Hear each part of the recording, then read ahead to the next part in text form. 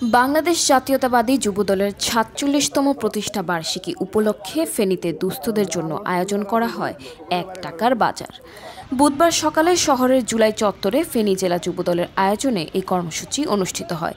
এতে ৫ শতাধিক মানুষকে ১ টাকায় ৭০০ টাকা সমমূল্যের মাসিক বাজার দেয়া হয়।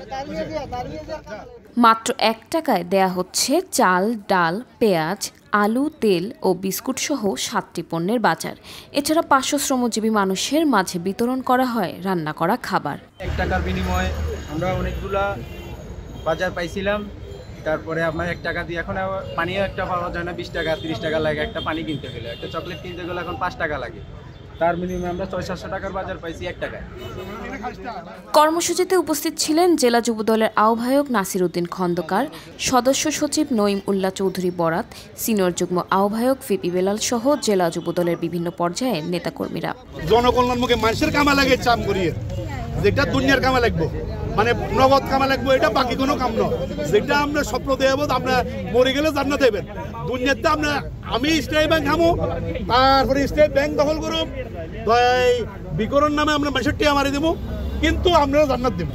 আমরা আসলে এটার ভিত্তি নাই, নগদে আমরা করে কিনতে মারো এটা চেষ্টা করি। নগদে একটি আলোয় 500 টাকা মাল দিয়ে, এটা আমাদের নতুন চিন্তা, নতুন বাংলাদেশে নতুন কার্যক্রমের সাথে আমরা আছি।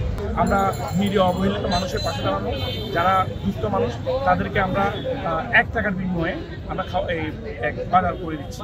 সেই ১ টাকার বিনিময়ে বাজারে থাকতে আমরা ৭০০ টাকা পণ্যের মূল্যের পণ্য। জাতীয়তাবাদী যুবদল এখন গতানুগতিক রাজনীতির বাইরেও যুব সম্পদে পরিণত হয়ে আগামী দিনে মানুষের কল্যাণে কাজ করবে, সর্বোপরি মানুষের পাশে থাকবে। বাজার পেয়ে খুশি সাধারণ মানুষ, এমন ভালো কাজের প্রশংসা করেছেন তারা। প্রতিষ্ঠা বার্ষিকী উপলক্ষে সড়ক সংস্কার, সাইকেল র্যালি সহ দুস্থদের পাশে ১ টাকার বাজার সহ ৩ দিনব্যাপী নানা কর্মসূচি পালন করেছে জেলা যুবদল।